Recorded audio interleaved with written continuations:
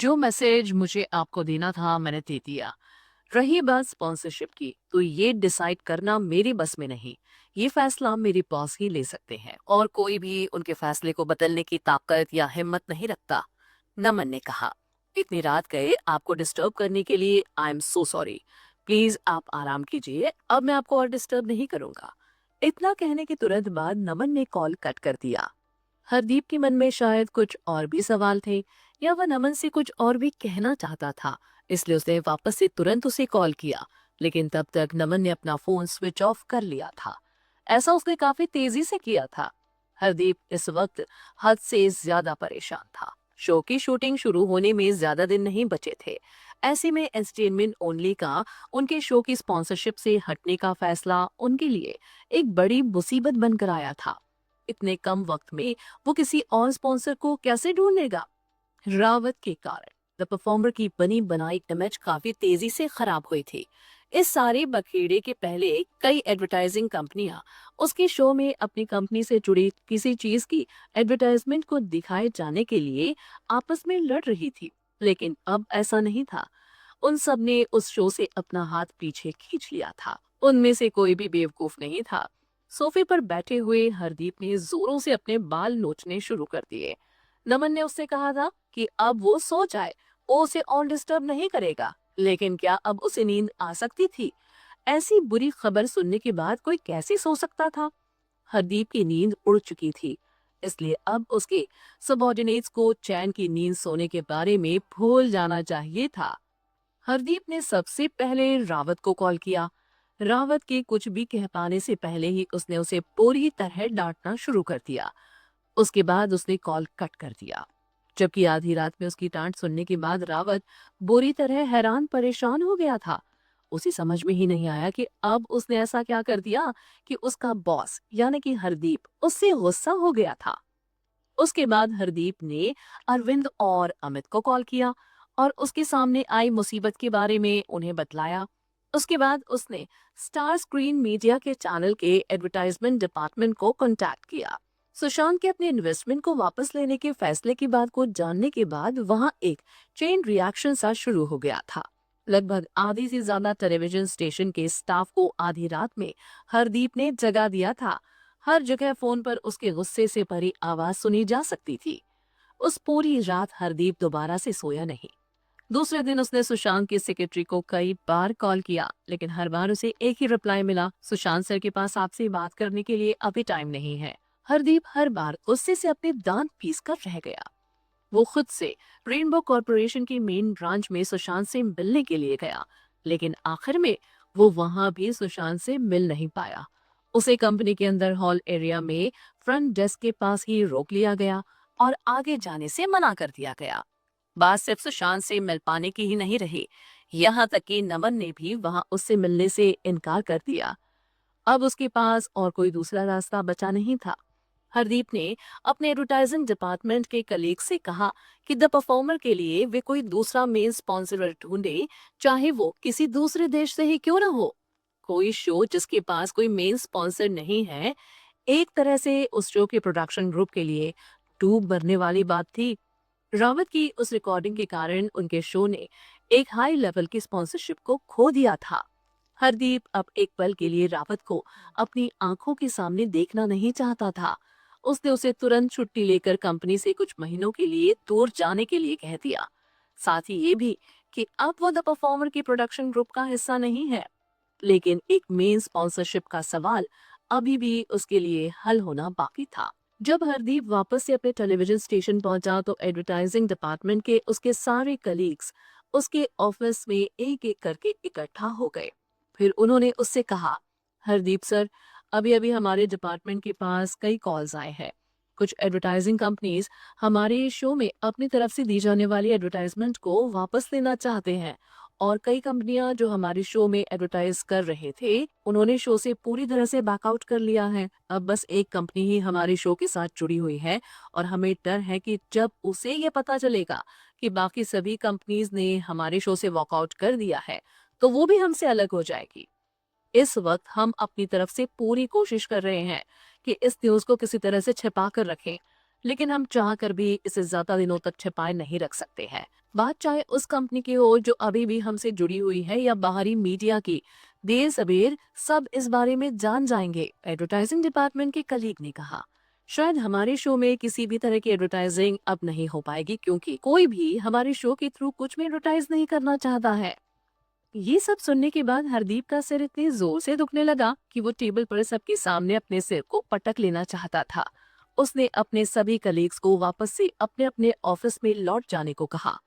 उसके बाद उसने अरविंद को कॉल किया और कहा कि वो पीआर प्रोवाइडर से बात करे और उनके मालिक कुणाल से कहे कि इस सिचुएशन में वो पब्लिक रिलेशन में उसकी हेल्प करे। लेकिन जब अरविंद ने वहां कॉल किया तो उसकी बात कुणाल से नहीं हो पाई। उसके कॉल को कुणाल की सेक्रेटरी ने रिसीव किया और बिना एक पल के लिए कुछ सोचे उसने उसके कॉल को तुरंत ही रिजेक्ट कर दिया। अरविंद के कॉल के रिजेक्ट कर दिए जाने के बाद हरदीप को खुद ही कुणाल के ऑफिस में कॉल करना पड़ा। आप कुणाल को मेरे बारे में बताना तक नहीं चाहते हैं? हरदीप कुणाल के असिस्टेंट पर भड़क उठा। मिस्टर कुणाल को मेरे कॉल के बारे में पता भी नहीं और आप उनके बिहाफ में उनके लिए डिसीजन ले रहे हैं।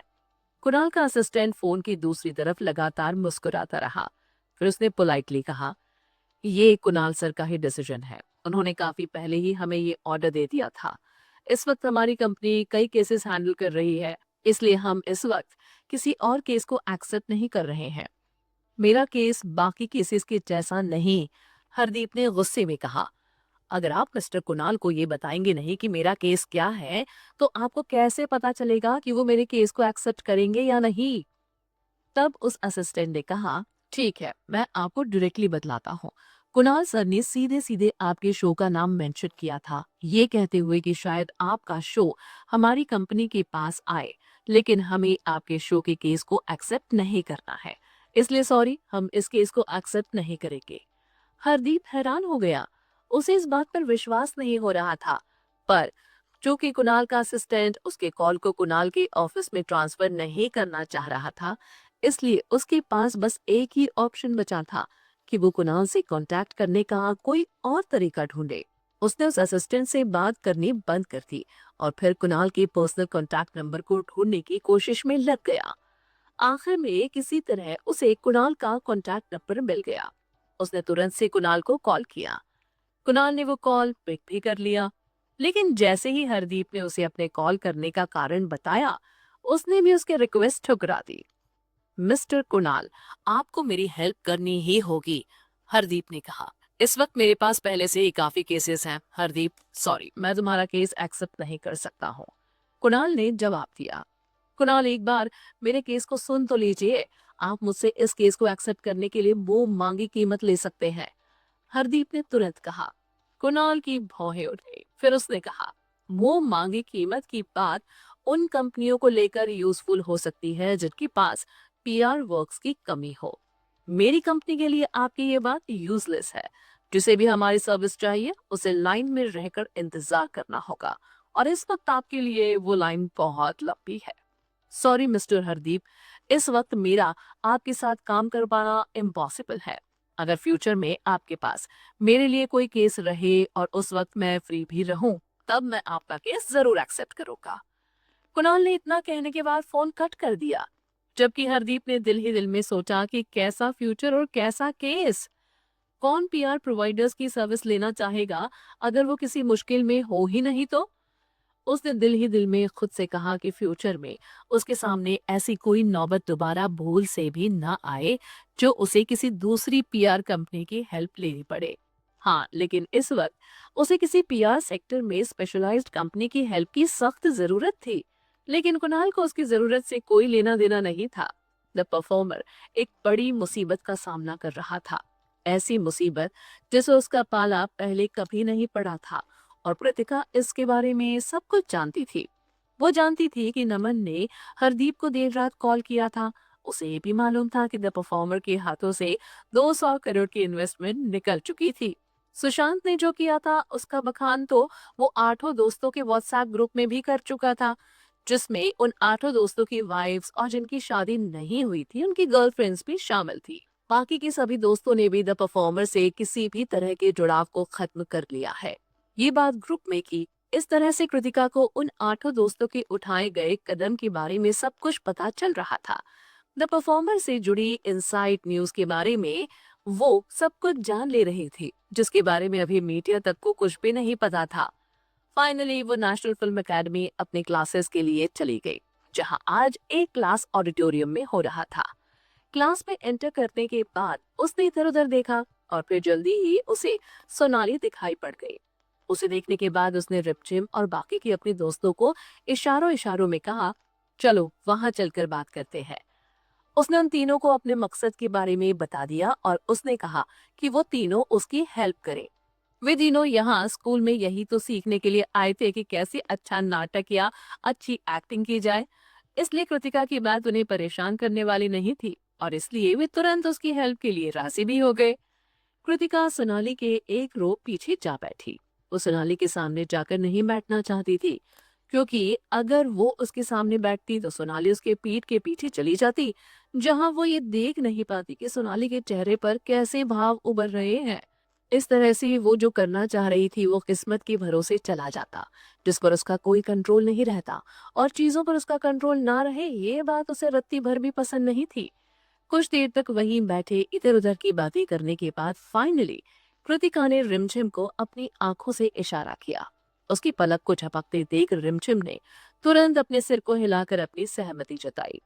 एक गहरी सांस लेने के बाद उसने गॉसिप करने के अंदाज में कृतिका से कहा, कृतिका, मैंने सुना है कि द परफॉर्मर की मेन स्पॉन्सर ने शो से अपनी स्पॉन्सरशिप वापस ले ली है। क्या ये बात सच है? हाँ, कृतिका ने अपने सर को हाँ में हिलाते हुए जवाब दिया। मेरे ख्याल से उनके शो को कौन स्पॉन्सर कर रहा है, ये बात शो के टेलीकास्ट होने से पहले ही एक्सपोज हो चुकी थी। शायद इसलिए उस कंपनी ने शो में किए जाने वाले इन्वेस्टमेंट को वापस ले लिया। पर क्यों? अगर द परफॉर्मर के पिछले सीजन्स को देखा जाए तो वो शो इतनी पॉपुलर रही है कि उसके स्पॉन्सरशिप को हासिल करने के लिए एक बड़ी कीमत उस पार्टी को उन्हें देनी पड़ी होगी। हाँ, वो बात अलग है कि शो के टेलीकास्ट होने से पहले ही लोग उस कंपनी के बारे में जान गए, लेकिन इससे किसी को कोई फर्क थोड़ी ना पड़ा। कोई भी इस बात से नाराज नहीं था। और रही बात ऑडियंस की, तो उन्होंने इस बात को ऐसे ट्रीट किया जैसे टीवी इंडस्ट्री में ये होना एक आम बात है। रिमझिम ने कहा, हाँ, एग्जाम्पल के तौर पर लाफ्टर शो की स्पॉन्सरशिप को देखो। हर सीजन में लाफ्टर शो की स्पॉन्सरशिप हायर से हायर होती जाती है और इस बार तो उनके अगले सीजन की ब्रॉडकास्टिंग राइट्स ने अपनी मेन स्पॉन्सर कंपनी से 500 करोड़ की स्पॉन्सरशिप हासिल की है। महर ने कहा, हाँ, अब मेन स्पॉन्सर की कास्ट काफी हाई है, लेकिन लाफ्टर शो की पहले सीजन का क्या? उनके पहले सीजन की स्पॉन्सरशिप के लिए कितना पे किया गया था? क्या तुम लोगों में से किसी को भी ये बात याद है? कृतिका ने सवाल किया। रिमझिम, महर और नितिका तीनों ने ना में अपने सिर को हिलाया। तब कृतिका ने कहा, 30 करोड़, बस 30 करोड़।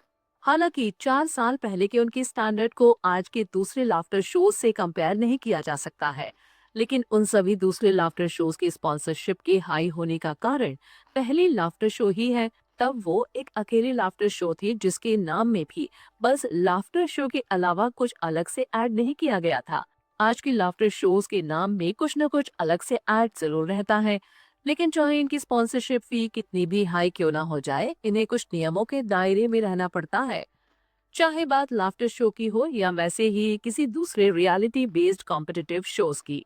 अगर उन्हें अभी टेलीकास्ट किया जाना बाकी है या उनकी रिकॉर्डिंग अभी भी शुरू नहीं हुई है, तो कोई भी ये कंफर्म होकर नहीं बतला सकता कि वो शो हिट होगा या नहीं, जब तक कि उसके टेलीकास्ट होने के बाद के रिजल्ट्स ना आ जाए। कोई भी ये नहीं बता सकता कि उसकी व्यूअरशिप कैसी होगी और उसे ऑडियंस पसंद करेगी या नहीं। कृतिका ने एक्सप्लेन किया। लाफ्टर शो यानी कि पहले लाफ्टर शो के पॉपुलर होने के बाद कई दूसरे लाफ्टर शोज आए। उनमें से कईयों ने ढेर सारे ए लिस्ट टीवी एक्टर्स को अपने साथ अपने शो में इनवाइट किया और उनके साथ मिलकर लाफ्टर शोज के अलावा अलग अलग तरह के रियलिटी बेस्ड कॉम्पिटिटिव शोज बनाए। ऐसे शोज जिनकी थीम काफी अलग थी। जिन सेलिब्रिटीज को इस तरह के शोज में बुलाया गया और जिस तरह से शो को लोगों से इंट्रोड्यूस किया गया, वो काफी अट्रैक्टिव था। लेकिन जब उन्हें एक्चुअल में टेलीकास्ट किया गया तब उनसे मिलने वाला रिजल्ट उतना अच्छा नहीं रहा जितने अच्छे की उन शो से उम्मीद की जा रही। हाँ, कुछ वक्त पहले एक शो आया जिसमें सेलिब्रिटीज को जंगल में रहकर सरवाइव करना था। उस शो में उन्हें तरह तरह की मिस्ट्री भी सॉल्व करनी थी, जिससे कि सेलिब्रिटी कंटेस्टेंट एलिमिनेट नहीं होते और अगले हफ्ते तक के लिए सरवाइव कर जाते। शुरू में मुझे ये काफी हाई आईक्यू वाला मिस्ट्री सॉल्विंग शो लगा और मैं इसे लेकर काफी एक्साइटेड भी थी। लेकिन जब इस शो के आगे के एपिसोड्स रिलीज होते गए तो कहते हुए नीतिका ने अपनी आंखें गोल घुमा ली। मैं बस इतना कहना चाहती हूँ कि वो शो एकदम से बकवास निकला, निहायत ही बकवास। मैं उस शो के बारे में जानती हूँ, वो फ्लॉप हो गया था, कृतिका ने कहा। इसीलिए इस तरह के शोज जो कि अब तक टेलीकास्ट नहीं हुए हैं, उनके बारे में कोई ये नहीं जान सकता कि शो सक्सेस करेगा या नहीं। अगर कोई सिर्फ सेलिब्रिटीज को और शो की थीम को देखता है तो उसे कभी भी कोई भी शो बुरा नहीं लगेगा। लेकिन इस तरह के शोज में कुछ स्पेशल इफेक्ट्स अलग से ऐड करके इसके प्रीमियर एपिसोड को रिलीज कर पहले ये देखने की जरूरत होती है कि क्या ऑडियंस इसे पसंद कर रही है या नहीं। ऑडियंस को प्रीमियर पसंद आती है तो शो को आगे प्लान किया जाता है। इस वजह से शो की स्पॉन्सरशिप फीस भी ज्यादा हाई नहीं रहती है। लेकिन अगर बात द परफॉर्मर की करें तो शो के लिए रखी गई 200 करोड़ की स्पॉन्सरशिप फी अपने आप में शो को बाकी दूसरे कॉम्पिटिटिव बेस्ड रियलिटी शो से एकदम अलग कर देती है। ये कई चीजों की चिंता का कारण बनती है। एक तो शो में दिखने वाले नएपन का। प्रेजेंट टाइम में टेलीविजन इंडस्ट्री में कोई भी शो द परफॉर्मर जैसा या उससे मिलता जुलता नहीं है। और दूसरा कारण है इसमें पार्टिसिपेट करने वाले सेलिब्रिटीज लिस्ट का काफी शानदार होना। इसके अलावा जो तमाशा इस वक्त मूवी और टेलीविजन इंडस्ट्री में हो रहा है, चाहे बात वैसे लोगों की हो जो इंडस्ट्री में है या फिर आम ऑडियंस की, सभी यही चाहते हैं कि उनके रोल मॉडल कुछ ऐसा करें जिससे कि एंटरटेनमेंट इंडस्ट्री और भी मजबूत हो सके।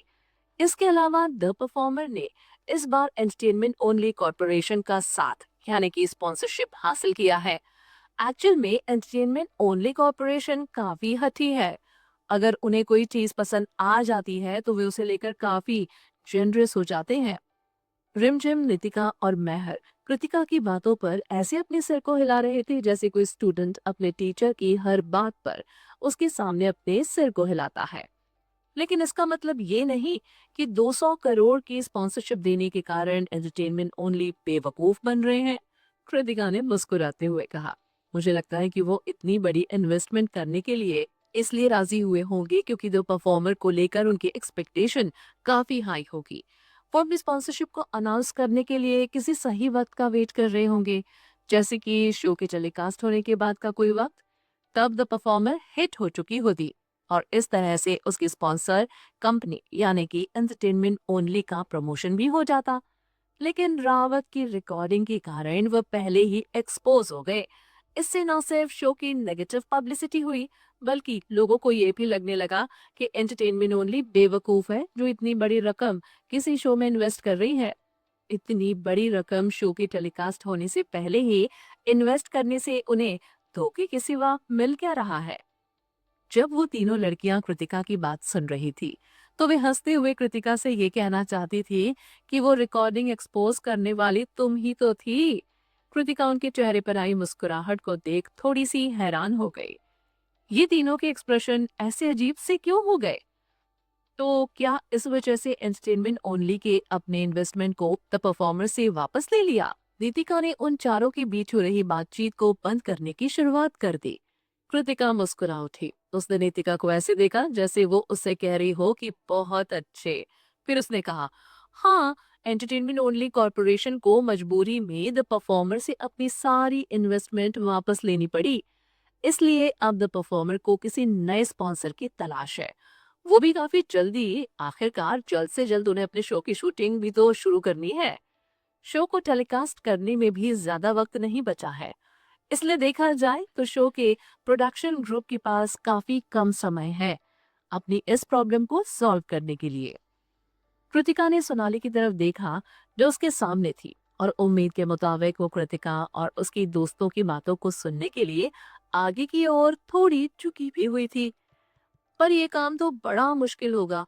आखिरकार हर दूसरी कंपनी एंटरटेनमेंट ओनली कॉरपोरेशन के लेवल की तो हो नहीं सकती ना, जो कि इतनी बड़ी रकम पे कर सके।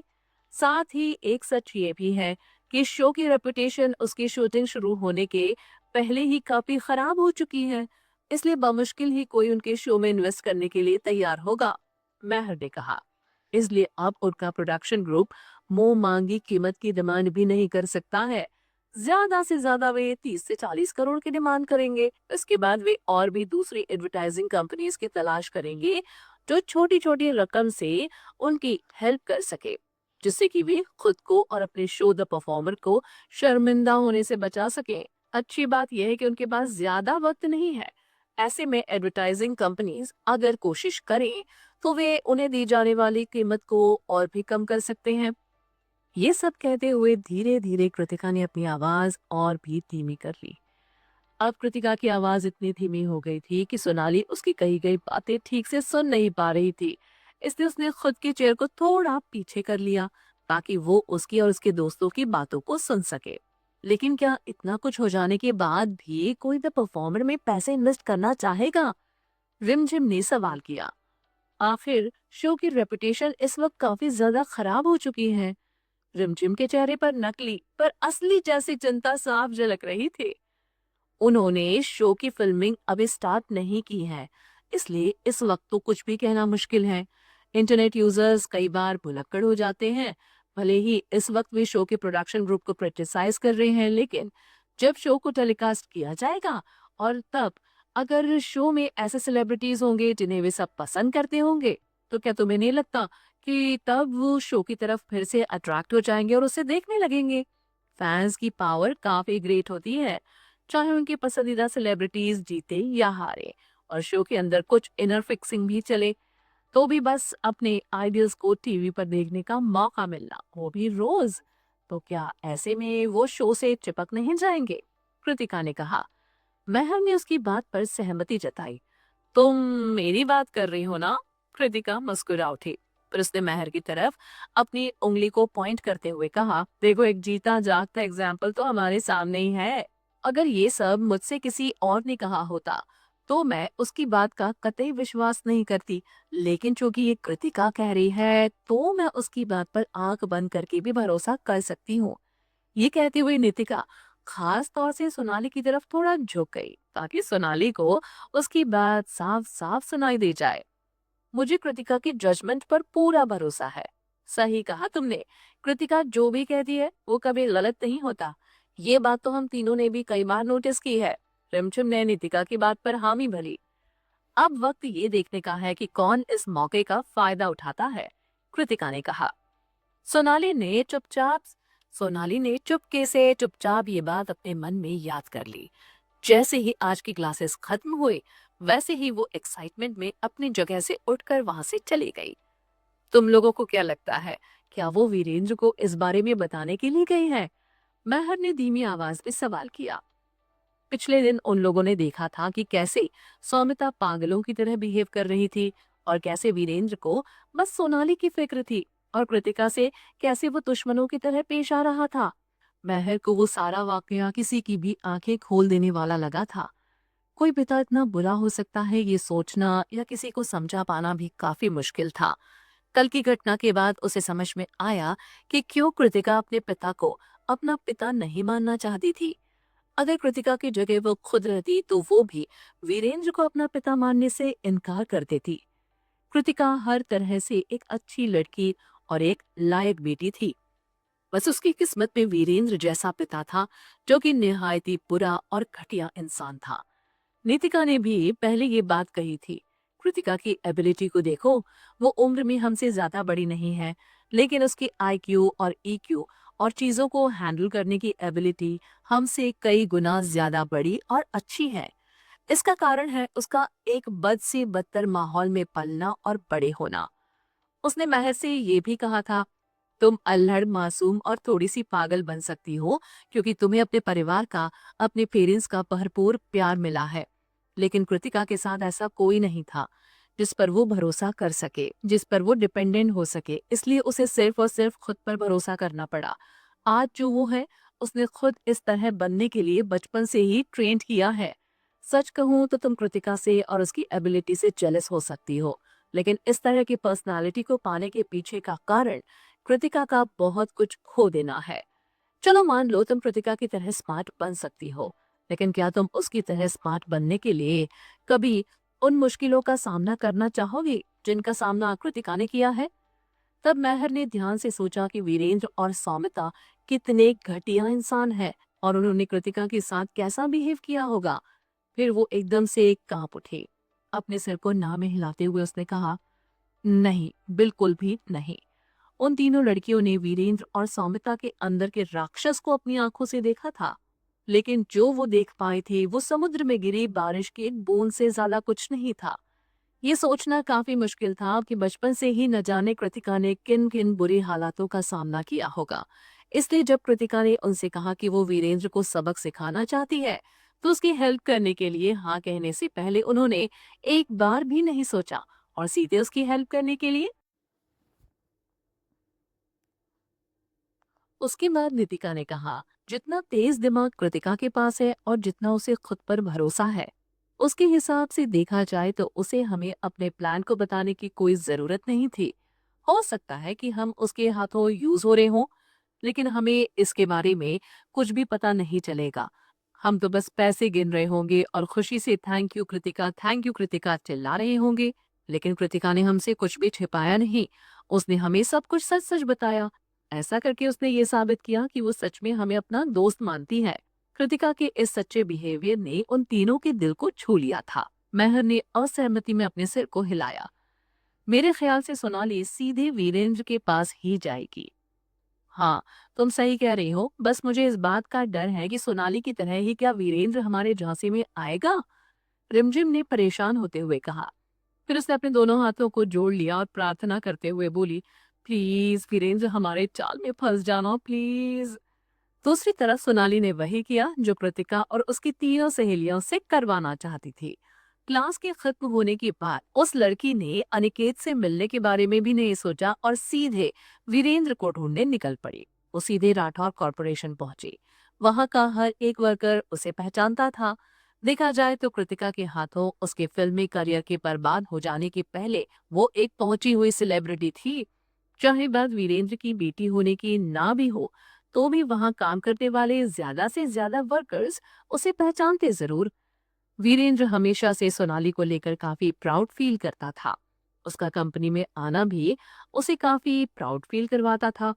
इसी वजह से राठौर कॉरपोरेशन में हर वर्कर ये जानता था कि वीरेंद्र की एक बेटी बहुत बड़ी सेलिब्रिटी है और फिल्मों में काम करती है।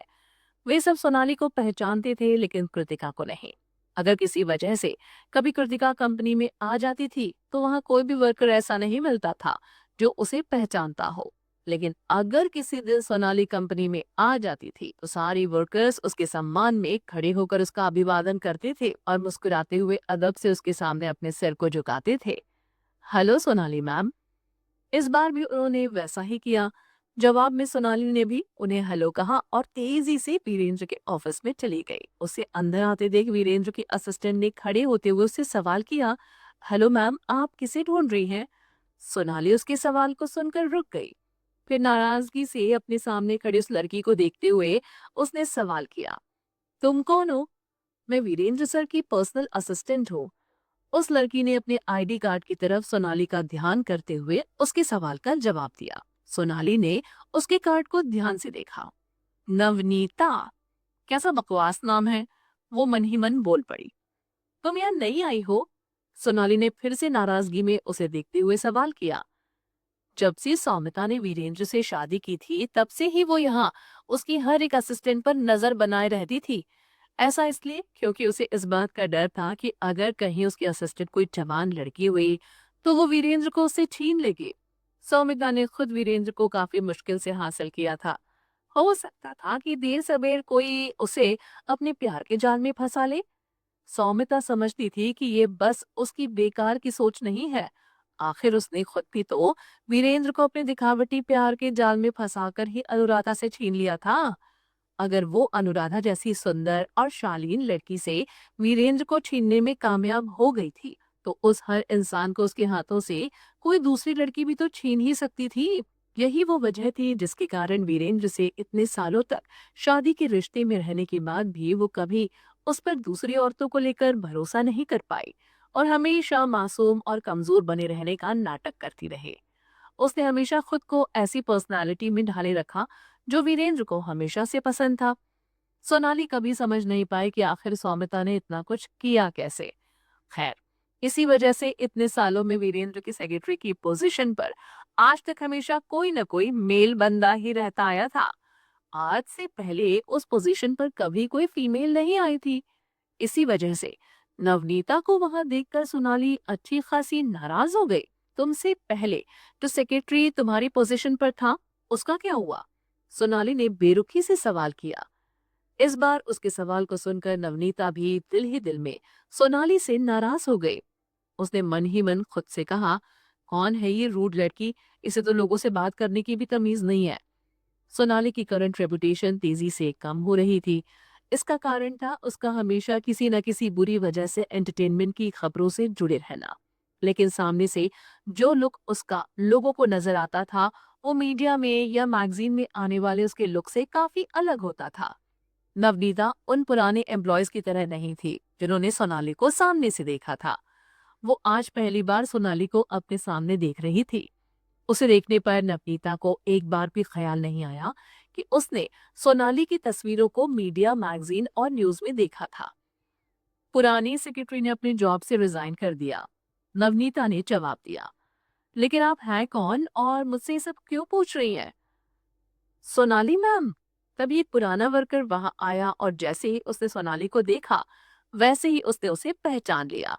उसने तुरंत नवनीता का हाथ थाम कर उसे एक कदम पीछे खींचा। ये सोनाली है, वीरेंद्र सर की बेटी। फाइनली नवनीता जान गई कि सोनाली एक्चुअल में कौन है, लेकिन फिर भी दिल ही दिल में वो उसे लेकर काफी नाराज हो गई और मन ही मन उसने खुद से कहा, चाहे ये किसी की भी बेटी हो, ऐसे रूडली किसी से बात करने का हक इसे किसने दिया? इस लड़की का एटीट्यूड सामने वाले पर दया करने जैसा या सामने वाले को छोटा महसूस करवाने वाला है, जिससे साफ जाहिर हो रहा है कि वो कोई अच्छी लड़की नहीं है। सोनाली मैम, ये हमारी कंपनी में नई नई आई है। उस दूसरे स्टाफ ने नवनीता के बारे में एक्सप्लेन किया। उसकी बातों को सुनकर सोनाली के होठ सिकुड़ गए।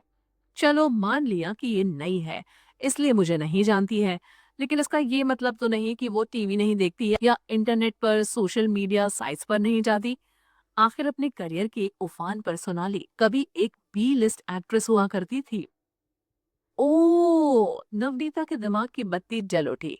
उसने अपने मन में आई कड़वाहट को अपने अंदर ही दबा लिया और तेजी से बोली, so Sonali ma'am, I am really sorry. अब बस अभी-अभी मुझे एहसास हुआ कि आपका चेहरा मुझे जाना-पहचाना क्यों लग रहा था। मैंने आपको हमेशा टीवी या मीडिया की मैगज़ीन्स और न्यूज़ में ही देखा है ना। ये पहला मौका है जब मैं आपको सामने से देख रही हूँ, इसलिए मैं आपको पहचान ही नहीं पाई। प्लीज़ मुझे माफ़ कर दीजिए। इसके तुरंत बाद उसने सोनाली की झूठी तारीफ की। सामने से देखने पर आप टीवी या पिक्चर्स में दिखाई देने की तुलना में काफी सुंदर और अलग लगती हैं। सोनाली ने घमंड में उसकी बातों को दरकिनार करते हुए सवाल किया। डैड ने कभी फीमेल असिस्टेंट हायर की? उस पुराने स्टाफ ने एक्सप्लेन किया। वीरेंद्र सर के पिछले असिस्टेंट ने किसी पर्सनल रीजन की वजह से अचानक से ही जॉब से रिजाइन कर दिया। रूल्स के मुताबिक उसके रेजिग्नेशन के अप्रूव हो जाने के बाद उसे 1 महीने तक अपनी पोस्ट पर काम करते रहना था, जिस दौरान मैनेजमेंट उसकी पोस्ट पर काम करने के लिए किसी न्यू एम्प्लॉय को ढूंढ लेती। लेकिन 1 माह के अंदर किसी अच्छे एम्प्लॉय को ढूंढ पाना काफी मुश्किल काम था, जबकि वीरेंद्र सर को किसी असिस्टेंट की सख्त जरूरत पड़ रही थी। इसीलिए वो स्टाफ बोलते बोलते रुक गया।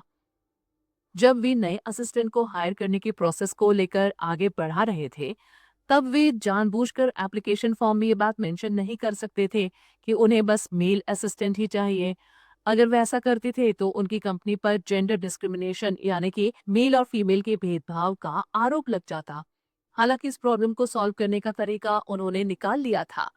इंटरव्यू के दौरान वे सभी फीमेल कैंडिडेट्स को किसी न किसी वजह से छांट देते थे, जिससे कि असिस्टेंट के पोस्ट के लिए फाइनल किसी किया जाए कि ऑप्शन में उनके सामने बस मेल कैंडिडेट ही बचते। लेकिन यहाँ गड़बड़ ये हो गई थी कि असिस्टेंट की पोस्ट के लिए मेल कैंडिडेट ने राठौर कॉरपोरेशन में ना के बराबर ही अप्लाई किया था। जॉब एप्लीकेशन बस लड़कियों की ही आई थी और वीरेंद्र को अपने काम को ढंग से करने के लिए एक असिस्टेंट की काफी कमी खल रही थी। इसलिए आखिर में मैनेजमेंट ने नवनीता को उसके असिस्टेंट के तौर पर काम करने के लिए सेलेक्ट किया।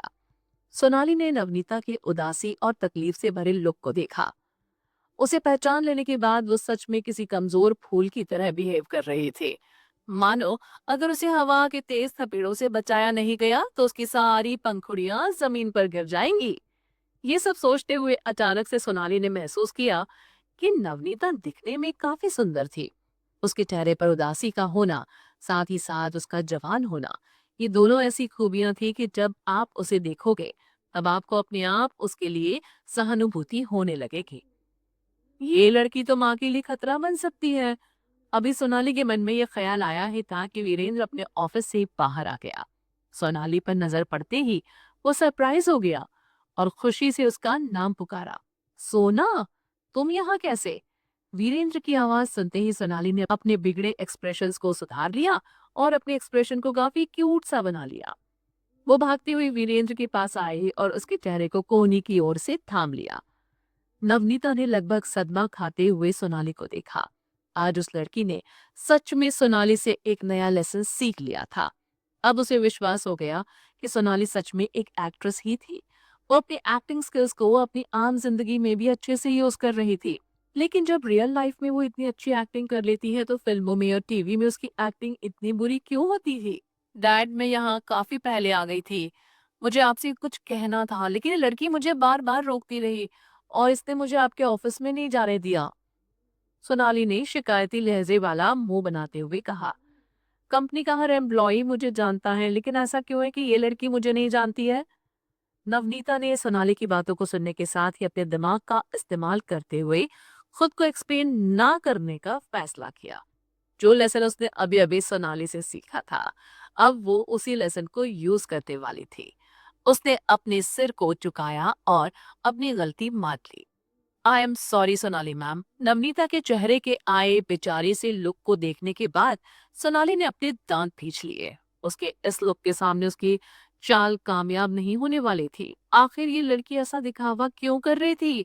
पास्ट में ये बस वो और सौमिता ही थी जो ऐसे तरीकों का यूज कृतिका और अनुराधा पर करती आई थी। सोनाली ने सपने में भी नहीं सोचा था कि एक दिन कोई उसी तरीके को उस पर खुद यूज करेगा। लेकिन ये नवनीता जानती नहीं कि इस बार उसका पाला किससे पड़ा है। उसे क्या लगा कि वो उसकी ये चाल समझ नहीं पाएगी। उसे पता नहीं कि इस तरह के ड्रामे को करने में वो एक एक्सपर्ट है। सोनाली दिल ही दिल में हंस पड़ी। अभी वो आगे कुछ कहने ही वाली थी कि वीरेंद्र उनके बीच में बोल पड़ा। ठीक है, वो नई है इसलिए वो तुम्हें नहीं पहचान पाई। उसके बाद वीरेंद्र ने आगे नवनीता से कहा, मेरी बेटी को पहचान लो, आगे से वो कभी भी यहाँ आए तो तुम उसे रोकोगी नहीं। जी सर, मैं ऐसी गलती दोबारा गलती से भी नहीं करूंगी, नवनीता ने रिप्लाई किया। मैंने सोनाली मैम को काफी अच्छे से पहचान लिया है। अब मैं इन्हें कभी नहीं भूलूंगी। I am really sorry Sonali ma'am. Navneeta ने ये कहने के बाद अपने सिर को ऊपर उठाया। उसकी आंखों में आंसू भरे हुए थे। आंसू भरी अपनी आंखों से उसने सोनाली को देखा। उसके मगरमच्छ वाले आंसुओं को देखकर सोनाली को लगा कि उसका गुस्सा अब उसका दम घुटने लगा है। वो एकदम से फ्रस्ट्रेट हो गई। ठीक इसी पल वीरेंद्र ने सोनाली से कहा, ठीक है फिर चलो ऑफिस में चलते हैं।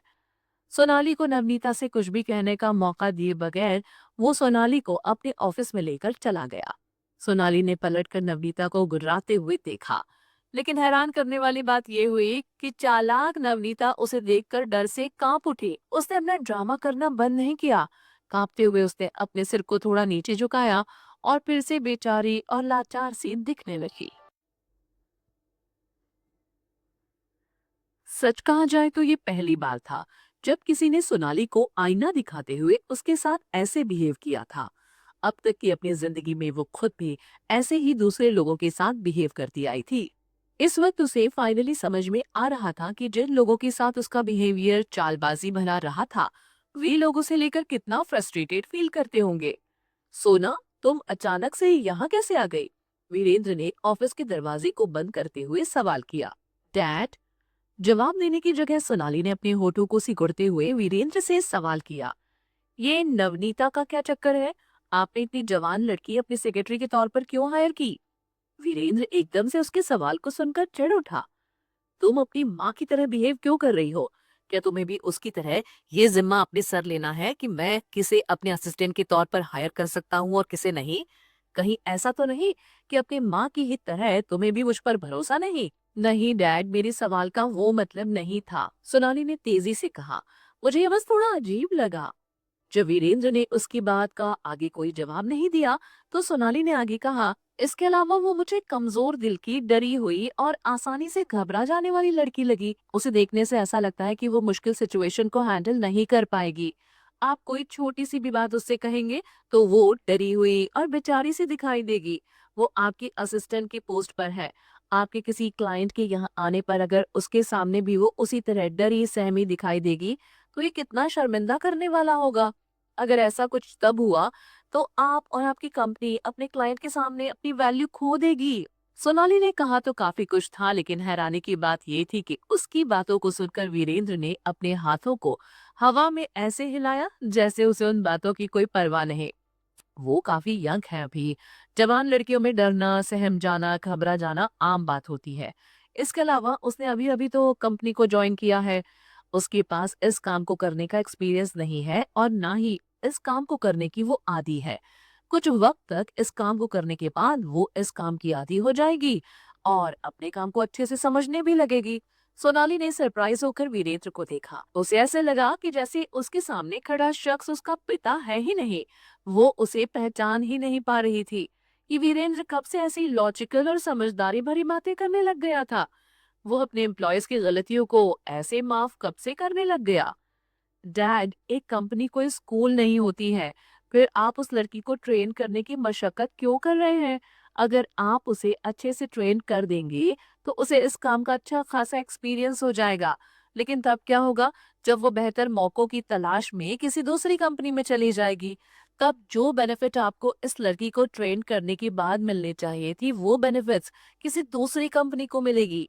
वैसे किसी को उसके काम की ट्रेनिंग देना एक बात है, लेकिन ऐसा करने के लिए उससे फीस लेने की जगह खुद उसे सैलरी देना दूसरी बात, और वो भी बेवकूफी भरी। क्या प्राइवेट सेक्टर में ऐसी कोई भी कंपनी है जो ऐसा करती होगी? सोनाली ने हैरानी भरी नजरों से वीरेंद्र को देखा।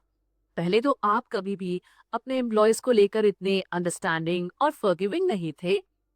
वीरेंद्र सोनाली के लुक से काफी अनकंफर्टेबल फील कर रहा था। उसने उसकी आंखों में देखना बंद कर दिया और चिढ़ते हुए अचानक से बोला, लेक्चर देना बंद करो। कहीं ऐसा तो नहीं तुम मुझ पर किसी तरह का शक कर रही हो? नहीं, बिल्कुल भी नहीं। सोनाली ने बेचारा सा चेहरा बनाते हुए अपनी आवाज को धीमी करके कहा। वीरेंद्र ने झल्लाते हुए आगे कहा, तुम अपनी माँ से ये सारे लक्षण सीख रही हो ना? अच्छा होगा कि तुम उससे ऐसी अनाप शनाप बातें सीखना बंद कर दो। लेकिन सोनाली उसकी बातों पर भरोसा कैसे कर सकती थी? वो वीरेंद्र की रग रग को अच्छे से समझती थी। अगर नहीं, तो इतने सालों में उसने उस पर अपनी पकड़ इतनी मजबूत कैसे बनाई होती? इतनी मजबूत कि जो वीरेंद्र अपनी बड़ी बेटी कृतिका को हद से ज्यादा प्यार करता था, उसने उससे प्यार करना बंद कर दिया। उसका सारा प्यार अब बस सोनाली को ही तो मिलता था। ठीक है, अब बस करते हैं। ये बताओ कि तुम अचानक से मुझसे मिलने के लिए कैसे आ गई? क्या कोई बात हुई है? वीरेंद्र ने जल्दी से उनके बीच के टॉपिक को बदल दिया। तब सोनाली ने वापस से उस बात पर ध्यान लगाया जिसके लिए वो यहाँ आई थी। मुझे बड़ी दी से एक खबर मिली है। इतना कहने के बाद सोनाली ने कृतिका और उसकी सहेलियों से मिली सारी जानकारी वीरेन को बतला दी।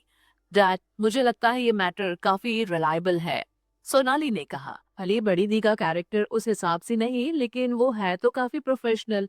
उनका टेस्ट भी काफी अच्छा है और वो अपने जजमेंट में कभी फेल भी नहीं होती है। लेकिन वीरेंद्र उसकी बात पर विश्वास करने से हिचकिचा रहा था। कहीं ऐसा तो नहीं कि उसने जानबूझकर तुमसे ये सब कहा हो? सोनाली मुस्कुरा उठी। नहीं डैड, उसे तो मालूम भी नहीं था कि मैं उसकी बातें चुपचाप सुन रही थी। वो अपनी बातों में काफी कॉन्फिडेंट थी। तब वीरेंद्र ने राहत भरी एक लंबी सांस ली। जैसा कृतिका ने कहा, अगर वो सब सच में सही था, तो उस शो में इन्वेस्ट करने के बारे में सोच सकता था वो। राठौर कॉरपोरेशन के साथ वैसे भी अब ज्यादा कंपनियां जुड़ी नहीं रह गई हैं। कंपनी को सुचारू ढंग से चलाने के लिए हमें सच में नए क्लाइंट्स की सख्त जरूरत है। ऐसे में ये मौका हमारी कंपनी को प्रमोट करने के लिए भी फायदेमंद होगा, जिससे कि और भी लोग हमारी कंपनी को जानेंगे और नए नए क्लाइंट्स हमसे जुड़ेंगे। सोनाली ने कहा, अब जब द परफॉर्मर बहुत बड़ी मुश्किल का सामना कर रही है तो हम उनकी मुश्किल का फायदा उठा सकते हैं और उन्हें स्पॉन्सर करने की कीमत तो अपनी मर्जी से काफी कम कर सकते हैं। अगर उन्हें हमसे 50 करोड़ की जरूरत हुई तो हम मोल भाव के साथ उन्हें 20-30 करोड़ में ही स्पॉन्सरशिप के लिए राजी कर सकते हैं।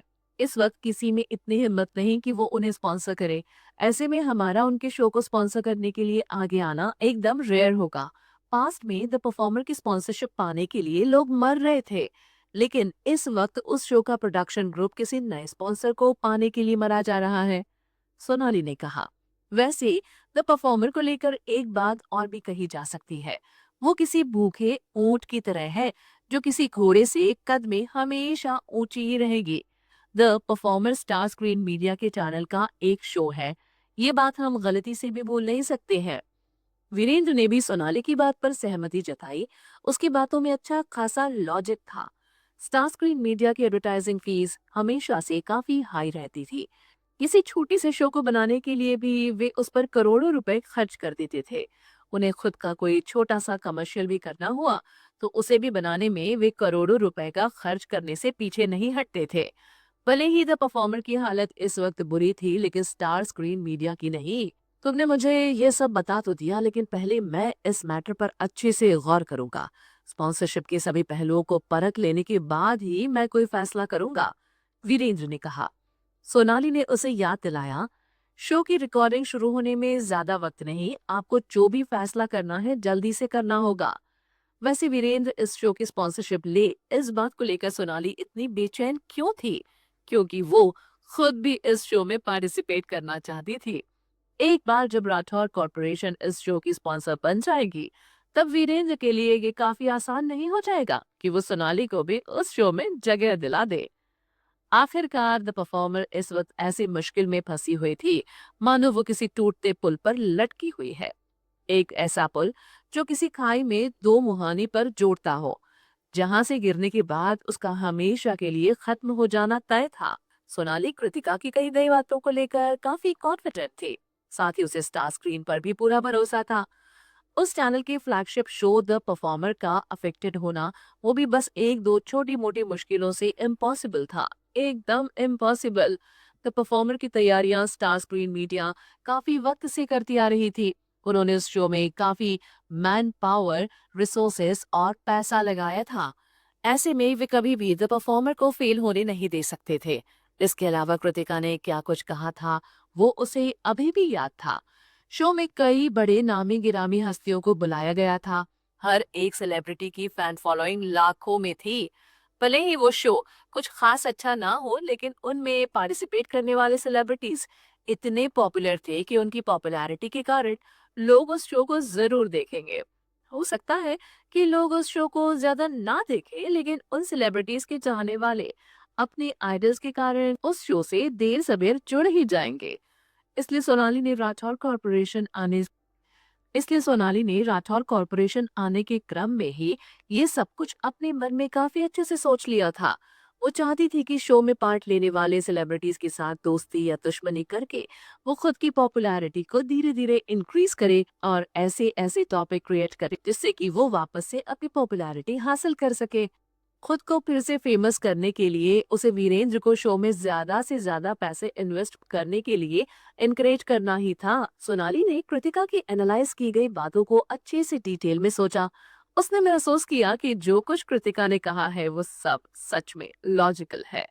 कृतिका की शानदार ट्रैक रिकॉर्ड को देखते हुए उसे तक ऐसा लग रहा था कि अगर वो कृतिका की कही गई बात पर चलेगी तो उसके साथ कुछ भी गलत नहीं होगा। वीरेंद्र ने सोनाली की पीठ को थपथपाया। वो उसे लेकर काफी इमोशनल फील कर रहा था।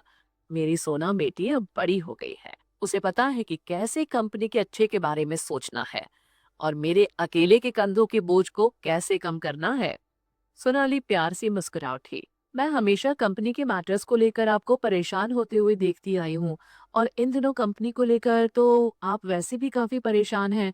इसलिए मैं आपकी परेशानी को दूर करना चाहती थी ताकि आप पहले की तरह खुश रह सकें। वीरेंद्र का चेहरा खुशी से चमक उठा। जल्दी ही मैं पहले की तरह ही खुश रहने लगूंगा मेरी बच्ची। ठीक है डैड, मैं अब आपको और डिस्टर्ब नहीं करूंगी, मैं चलती हूँ, सोनाली ने मुस्कुराते हुए कहा और ऑफिस से बाहर जाने के लिए बढ़ गई। ऑफिस के गेट के पास पहुंचते ही वो रुकी और पलटकर एक बार फिर से मुस्कुराते हुए बोली, डैड, भले ही हमारी कंपनी मुश्किल भरे दौर से गुजर रही है, लेकिन इस बात से परेशान होकर आप अपनी सेहत का ख्याल रखना बंद मत कर दीजिएगा। और आपको अच्छे से रेस्ट भी करना है, ये बात आप भूलिएगा नहीं। मुश्किलें तो आती जाती हैं, हो सकता है कि काम में बिजी रहने के कारण आप घर ना आए, लेकिन इसके बावजूद भी किसी भी मुश्किल को चुटकियों में सॉल्व तो नहीं किया जा सकता। हम जिस भी मुसीबत का सामना कर रहे होंगे उसे धीरे धीरे step by step he solve कर सकते हैं। उसकी बातों ने वीरेंद्र के दिल को छू लिया था। ठीक है बेटा, मैं अपना ख्याल रखूंगा। सोनाली को उसकी कितनी फिक्र है। इस कंपैरिजन के कारण वो जितना ये सोचता था कि सोनाली कितनी अच्छी है, उसे उतनी ज्यादा कृतिका से नफरत होती जाती थी। वो तो बस उसे बर्बाद करना चाहती थी। उसे उसकी हेल्थ की कोई फिक्र नहीं थी। उसे बस इस बात की फिक्र थी कि वो कितनी जल्दी मर जाए। तो क्या आज रात आप डिनर के लिए घर आएंगे? सोनाली ने प्यार से वीरेंद्र से सवाल किया। पिछले कुछ महीनों से वीरेंद्र अपने काम में इस कदर बिजी था कि वो बमुश्किल ही अपनी फैमिली के साथ वक्त बिताने के लिए या फिर रात के खाने के लिए घर आया करता था। वो हर दिन नए नए क्लाइंट से मिल रहा था। आज से पहले सोनाली को भी यही लगता आया था, लेकिन आज नवनीता को देखने के बाद सोनाली अचानक से वीरेंद्र पर पहले की तरह भरोसा नहीं कर सकती थी। न जाने क्यों, लेकिन उस लड़की को लेकर उसके दिल में अपने आप एक नफरत सी उठ चुकी थी। लेकिन वीरेंद्र के बिहेवियर और एटीट्यूड के कारण वो अपनी फीलिंग्स को ठीक से जाहिर नहीं कर सकती थी। अगर वो ऐसा करती तो चीजें उसके लिए बुरी हो जाती। वीरेंद्र अभी भी सोनाली को लेकर दिल ही दिल में काफी खुश था। उसके सवाल को सुनकर उसने तुरंत सहमति में अपने सिर को हिलाया। हाँ, मैं आऊंगा। आज मैं किसी दूसरे क्लाइंट से नहीं मिलूंगा। मैं जल्दी घर आऊंगा और तुम्हारे और तुम्हारी माँ के साथ वक्त। सोनाली ने अच्छे बच्चे की तरह रिस्पेक्टफुली अपने सिर को हिलाया और मुस्कुरा उठी। फिर वो वीरेंद्र के ऑफिस से बाहर निकल गई। नवनीता ने जैसे ही सोनाली को ऑफिस से बाहर आते देखा, वो जल्दी से जगह पर से उठ खड़ी हुई। फिर उसे काफी केयरफुल होते हुए कहा, सोनाली मैम। सोनाली ने बेरुखी से उसे देखा। वो अभी उसे फटकार लगाने ही वाले थे कि उसे अपने पीछे पीछे वीरेंद्र भी खुद की ऑफिस से बाहर आता हुआ दिखाई दिया। सोनाली के पास कोई चारा नहीं था, उसे मन मसोच कर चुप रहना पड़ा। वो पलटी और उसने वीरेंद्र से सवाल किया, क्या हुआ डैड, आप अपनी ऑफिस से बाहर क्यों आ गए? मैंने सोचा क्यों ना तुम्हें खुद तुम्हारी कार तक छोड़ाऊं। वीरेंद्र ने मुस्कुराते हुए जवाब दिया। बेचारी सोनाली, जो कुछ वो नवनीता को कहना चाहती थी वो सब उसे अपने गले के अंदर वापस से निकल जाने के लिए मजबूर होना पड़ा। फिर वो वीरेंद्र के साथ बिल्डिंग के बाहर निकल पड़ी। सोनाली को उसकी कार में बिठा देने के बाद वीरेंद्र वापस से अपने ऑफिस में आ गया। वीरेंद्र सर। जैसे ही वीरेंद्र पर नवनीता की नजर पड़ी, उसने तुरंत उसे पुकारा। वो सावधानी से अपनी जगह पर खड़ी थी और डरते हुए वीरेंद्र को देख रही थी, मानो वो कोई मासूम खरगोश हो। वीरेंद्र के दिल में सच में नवनीता के लिए कुछ भी नहीं था। जो कुछ उसे लेकर सोनाली ने सोचा था वो सब उसकी इमेजिनेशन थी। उसने किसी फीमेल सेक्रेटरी के बारे में सोनाली और सौमिता को अब तक इसीलिए नहीं बताया था, क्योंकि पहले तो उसे लगा कि ये उसकी कंपनी का मैटर है। क्या जरूरत है उसे अपनी कंपनी की छोटी मोटी बातों के बारे में भी अपने घर वालों को रिपोर्ट करने की। और दूसरा, उसे इस बात का डर भी था कि सौमिता इस बात को लेकर बेकार में उसके साथ झगड़ा करेगी। अगर ये पास्ट की बात होती तो निश्चित ही वो उससे नहीं डरता, क्योंकि तब सौमिता का बिहेवियर काफी जेंटल हुआ करता था। लेकिन बीते कुछ वक्त में उसकी बिहेवियर में काफी बदलाव आ गया था। क्या पता कब वो किसी बाजारू औरत की तरह उसके सामने ही छोटी सी छोटी बात को लेकर तमाशा शुरू कर दे। वो पहले से पूरी तरह बदल गई थी। जैसा टेम्पर बीते कुछ वक्त में सौमिता का हो गया था, उसे देखते हुए वीरेंद्र में इतनी हिम्मत नहीं थी कि वो किसी फीमेल सेक्रेटरी के बारे में उसे कुछ भी बताए। उसे डर था कि वो औरत सीधे उसकी कंपनी में आकर बेबात का तमाशा खड़ा कर देगी, जो कि उसके लिए काफी शर्मिंदगी भरा होता। लेकिन इस वक्त नवनीता के लाचारी भरे परेशान चेहरे को देख वीरेंद्र ना चाहते हुए भी उससे थोड़ी सी सहानुभूति कर बैठा। चिंता मत करो, अगली बार जब सोना यहाँ आए तो उसे मेरे ऑफिस में आने से मना मत करना। उसे यहाँ कभी भी और किसी भी वक्त आने की इजाजत है। वीरेंद्र ने उसके थोड़े पास आते हुए कहा। जिस तरह की घबराहट और डर इस वक्त नवनीता के चेहरे पर था, उसे देखने के बाद अगर वो एक कदम और आगे बढ़ता तो वो उसे अपने गले लगाकर कह सकता था कि परेशान मत हो, तुम्हें कोई पनिशमेंट नहीं दी जाएगी, वो उसे प्रोटेक्ट करेगा। नवनीता जो उस वक्त घबराई हुई सी वीरेंद्र के सामने खड़ी थी, किसी भी मर्द के अंदर उसे लेकर प्रोटेक्टिव फीलिंग जगा सकती थी। वीरेंद्र लगभग अपने हाथ को उठाकर उसके कंधे पर रखने ही वाला था ताकि वो उसकी पीठ को थपथपा सके। नवनीता ने हाँ में जल्दी से अपने सिर को हिलाया।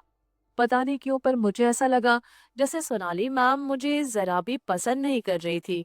क्या मैंने कुछ गलत किया? कहीं मैं उन्हें पहचान नहीं पाई इसलिए तो वो मुझसे नाराज नहीं थी? नहीं, ऐसा कुछ भी नहीं है, वीरेंद्र ने कहा। इस बात को लेकर ज्यादा कुछ मत सोचो और अपने काम पर ध्यान दो। नवनीता ने अपने सिर को हिलाया। फिर उसने वीरेंद्र को ऐसे देखा जैसे वो उसकी काफी रिस्पेक्ट करती है और एडमायर भी। Thank you sir. वीरेंद्र की तो बूढ़े दिल की धड़कन भी एक बार के लिए नवनीता को इस वक्त देखकर तड़कना भूल गई थी। उसे ऐसा लगा जैसे उसके सामने अनुराधा खड़ी है, वो अनुराधा जो कि अपनी यंग एज में है। जवानी के दिनों में अनुराधा बिल्कुल इसी तरह उसे एडमायर करते हुए रेस्पेक्ट के साथ देखा करती थी। वीरेंद्र ने झट से अपनी नजरें झुका ली और अपने सिर को हिलाया। उसके बाद वो वापस से अपने ऑफिस में आ गया।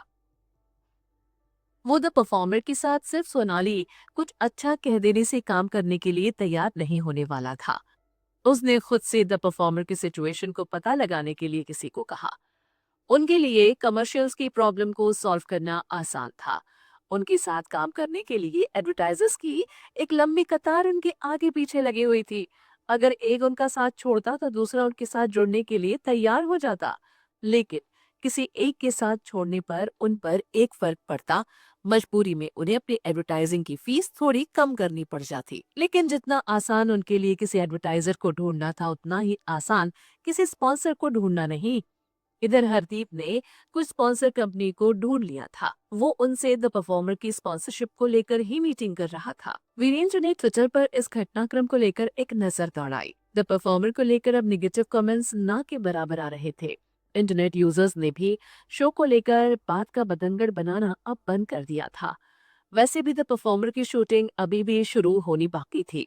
किसी को भी शो के एग्जैक्ट सिचुएशन के बारे में कुछ भी नहीं पता था। भले ही मीडिया उसे लेकर कुछ न्यूज आर्टिकल लिखना चाहती थी, लेकिन क्या लिखना है, इसे लेकर उनके पास कोई कंटेंट ही नहीं था। वो अपने मन से कुछ भी सुनी सुनाई बातों या झूठी बातों को लेकर न्यूज आर्टिकल तो लिख नहीं सकते थे। इसी वजह से द परफॉर्मर को लेकर आने वाले नेगेटिव न्यूज इस वक्त काफी कम हो गए थे। वीरेंद्र ने सोनाली की कही बातों पर ध्यान दिया जो उसने कृतिका से सुनी थी। कृतिका ने कुछ भी गलत एनालाइज नहीं किया था, इसलिए वो इस मौके का फायदा उठाकर जल्द से जल्द शो की स्पॉन्सरशिप को सेटल करना चाहता था। क्योंकि अगर द परफॉर्मर को लेकर आ रहे नेगेटिव न्यूज एकदम बंद हो जाती है तो वे लोग फिर से अपनी स्पॉन्सरशिप की फीस को बढ़ा देते। आखिर में वीरेंद्र ने 40 करोड़ की रकम पेमेंट के तौर पर देने के लिए तैयार होते हुए द परफॉर्मर की स्पॉन्सरशिप हासिल कर ली। इस तरह से दोनों ही पार्टी ने राहत भरी एक लंबी सांस ली। वीरेंद्र ने सोचा कि शो की स्पॉन्सरशिप के लिए सामने वाली पार्टी उसे 50 करोड़ की रकम लेना चाहती थी, लेकिन मोल भाव करने के बाद उसने 40 करोड़ पर ही ये डील फाइनल कर ली। इस तरह से उसने फायदे के तौर पर 10 करोड़ रुपए बचाए थे। दूसरी तरफ हरदीप के लिए फायदे वाली बात ये हुई कि उसने फाइनली अपने शो के लिए एक मेन स्पॉन्सर ढूंढ लिया था। अब जब वो अपने शो को टेलीकास्ट करना शुरू करेगा तो उसके शो के साथ किसी कंपनी का नाम तो जुड़ा रहेगा। एंटरटेनमेंट ओनली कॉरपोरेशन के द परफॉर्मर की स्पॉन्सरशिप को छोड़ने के बाद से न जाने क्यों पर किसी दूसरी कंपनी ने उसकी स्पॉन्सरशिप लेने की ना तो हिम्मत की और ना ही कोशिश। पास्ट में कई ब्रांड्स ऐसे थे जिन्होंने उससे कांटेक्ट करने के इंडिकेशन दिए थे। इस बार उसने खुद से बारी बारी से उन सभी को कांटेक्ट किया। साथ ही उसने स्पॉन्सरशिप की प्राइस भी 200 करोड़ से घटाकर सीधे 50 करोड़ कर दी। लेकिन किसी ने भी उसके ऑफर को एक्सेप्ट नहीं किया। उन सभी ने एक ही बहाना बनाया कि उन्होंने किसी दूसरे शो की स्पॉन्सरशिप ले ली है और अब फिलहाल के लिए उनके पास ज्यादा पैसे नहीं है। इसी वजह से हरदीप चाहकर भी उनसे ज्यादा पैसे की डिमांड नहीं कर सकता था। उसने उनसे बस इतने पैसे की डिमांड की जितने में उनका काम चल जाए। शुरुआत में द परफॉर्मर काफी अच्छा कर रही थी। स्टार स्क्रीन के चैनल पर वो प्राइम टाइम पर टेलीकास्ट हो रही थी और दूसरे चैनल पर दिखाए जा रहे शो को टीआरपी रेस में पीछे छोड़कर उन पर और बाकी के सभी शोज पर राज कर रही थी। सारी लाइमलाइट द परफॉर्मर के पास ही थी। यहाँ तक कि शो के प्रोडक्शन ग्रुप में काम करने वाले सभी स्टाफ इस बात को लेकर काफी प्राउड फील करते थे और इसे लेकर वो दूसरों के सामने घमंड भी दिखलाते थे। दूसरे शोज के प्रोडक्शन ग्रुप में काम करने वाले सभी स्टाफ उनसे इस बात को लेकर काफी जेलस भी फील करते थे और साथ ही उन्हें ज्वाइन कर पाने की भगवान से प्रार्थना भी। चाहे बात किसी रिसोर्स की हो या रिक्वेस्ट की, उनका चैनल अपने स्टाफ की हर बात सुनता था और उन्हें पूरा करने की पूरी कोशिश करता था। प्राइम टाइम में दिखलाए जा रहे सभी शोज को द परफॉर्मर से हार मानकर पीछे हटना पड़ा। इससे ये साफ पता चलता था कि स्टार स्क्रीन मीडिया को द परफॉर्मर पर कितना भरोसा था। लेकिन आखिर में कृतिका की वजह से उनका बना बनाया उम्मीदों का महल जलकर राख हो गया। इस वक्त हरदीप में इतनी हिम्मत नहीं थी कि वो अपने चैनल से किसी भी तरह के डिमांड कर सके। वो बस अपने सर को झुकाकर रह सकता था, इस उम्मीद के साथ कि किसी तरह उसका शो टेलीकास्ट होने के बाद एक ह्यूज कमबैक करे और जो लोग इस वक्त उस पर और उनके शो पर हंस रहे थे उन सब का मुंह बंद हो जाए। फाइनली, या यूं कहे कि सरप्राइजिंगली, वीरेंद्र ने पहल करते हुए उसके शो की स्पॉन्सरशिप लेने की बात उससे की। ऑफ कोर्स, हरदीप इस मौके को हाथ से जाने नहीं देने वाला था। आखिर में उन दोनों के बीच शो की स्पॉन्सरशिप को लेकर 40 करोड़ की डील हुई और तब जाकर हरदीप ने राहत भरी एक चैन की सांस ली। इस वजह से दोनों ही पार्टीज को ऐसा लगा जैसे दोनों ने ही एक दूसरे का फायदा उठाया है। लेकिन हरदीप और वीरेंद्र के बीच की डील हो जाने के बाद अगले दिन एंटरटेनमेंट ओनली कॉरपोरेशन ने ये स्टेटमेंट रिलीज कर दी कि उन्होंने द परफॉर्मर की स्पॉन्सरशिप टर्मिनेट कर दी है। दूसरे शब्दों में उन्होंने उसकी स्पॉन्सरशिप छोड़ दी है। अब वे द परफॉर्मर के मेन स्पॉन्सर नहीं रहने वाले हैं और शो से अपने सारे इन्वेस्टमेंट को वापस ले रहे हैं।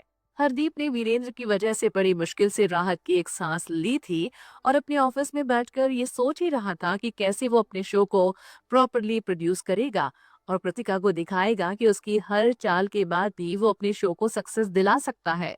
वो कृतिका और आरुषि दोनों को ही सबक सिखाना चाहता था और उन्हें इस बात के लिए पछताते हुए देखना चाहता था कि क्यों उन्होंने उसके शो पर पार्टिसिपेट नहीं किया। वो दोनों लड़कियां कुछ ज्यादा ही ईमानदार बन रही थी। उनका कहना था कि वे दोनों तब तक उस शो को ज्वाइन नहीं करेंगे जब तक कि शो में कंपटीशन पूरी ईमानदारी के साथ ना हो। एक बार उसका शो पॉपुलर तो हो जाए, उसे उसके बाद वो उन दोनों को पछताते हुए हाथ मलने के लिए छोड़ देगा। अभी वो अपने ख्यालों में खोया ही हुआ था कि अरविंद उसके ऑफिस में भागते हुए आया। हरदीप सर। हरदीप बिना परमिशन लिए उसके अपने ऑफिस में आ जाने से नाराज हो गया। क्या बात है अरविंद, इतनी भी क्या इमरजेंसी हो कि तुम बिना परमिशन लिए कमरे में आ गए? या अब तुम्हें मेरी परमिशन लेने की कोई जरूरत ही नहीं रह गई है? क्या होगा अगर तुम्हारी इस हरकत को बाकी स्टाफ भी नोटिस कर ले और मेरे ऑफिस में आने से पहले परमिशन लेना बंद कर दे? Sorry sir. और सॉरी सर, अरविंद ने फॉर्मेलिटी के लिए कहा। उसे इस वक्त कमरे में आने के लिए परमिशन लेने की जरा भी चिंता नहीं थी। मेरे पास खुद को एक्सप्लेन करने का वक्त नहीं है, इसलिए पहले इसे देखिए। अरविंद ने हरदीप को उसके खुद के मोबाइल पर कुछ भी सर्च करने का मौका भी नहीं दिया और सीधे अपने मोबाइल को उसकी तरफ बढ़ा दिया ताकि वो किस वजह से बिना परमिशन लिए उसके ऑफिस में आया था वो ये समझ सके। पहले एंटरटेनमेंट ओनली कॉरपोरेशन ने कोई भी कदम नहीं उठाया था। वे हमेशा शांत रहे, इसलिए मैंने सोचा वो इस बारे में कोई अनाउंसमेंट नहीं करेंगे। इससे जब हमारा शो टेलीकास्ट होना शुरू हो जाता तो उस पर ज्यादा नेगेटिव इफेक्ट नहीं पड़ता और तब जाकर ऑडियंस को पता चलता कि हमारे शो के स्पॉन्सर को बदल दिया गया है। इसके अलावा शो के टेलीकास्ट होने से पहले सभी को यही लगता कि हमारे शो का मेन स्पॉन्सर एंटरटेनमेंट ओनली ही है, जिससे कि हमारे शो को लेकर लोगों के मन में चल रही नेगेटिविटी काफी हद तक अपने आप शांत हो जाती। एंटरटेनमेंट ओनली के नाम के बस हमसे जुड़े होने के कारण लोग हमारे शो को लेकर एक्साइटेड रहते और जो सेलिब्रिटीज उनकी एंटरटेनमेंट ओनली की वजह से हमारे शो से जुड़े थे वे हमारे शो के साथ आगे भी जुड़े रहते। हमारे शो को लेकर इतना बवाल कर जाने के बाद भी वे सभी सेलिब्रिटीज हमसे बस इसीलिए जुड़े रहे क्योंकि एंटरटेनमेंट ओनली ने अब तक हमारे शो की स्पॉन्सरशिप को छोड़ने को लेकर कुछ भी कहा नहीं था। अभी हमने राठौर कॉरपोरेशन के साथ अपने शो को लेकर स्पॉन्सरशिप डील फाइनल की ही थी कि उन्होंने अचानक से ही स्टेटमेंट जारी कर दिया कि वे हमारे शो से अलग हो रहे हैं। इंटरनेट तो इस बात को लेकर एकदम से एक्सप्लोड हो गई है। अब हर कोई इंटरनेट पर यही डिस्कस कर रहा है कि एंटरटेनमेंट ओनली ने हमारे शो की स्पॉन्सरशिप क्यों छोड़ी।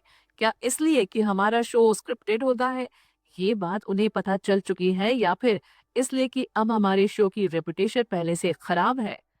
पिछले कुछ वक्त से हरदीप का दिल मानो किसी रोलर कोस्टर की सवारी कर रहा था। अचानक से उसके दिल की धड़कन तेजी से ऊपर जाती तो कभी तेजी से नीचे।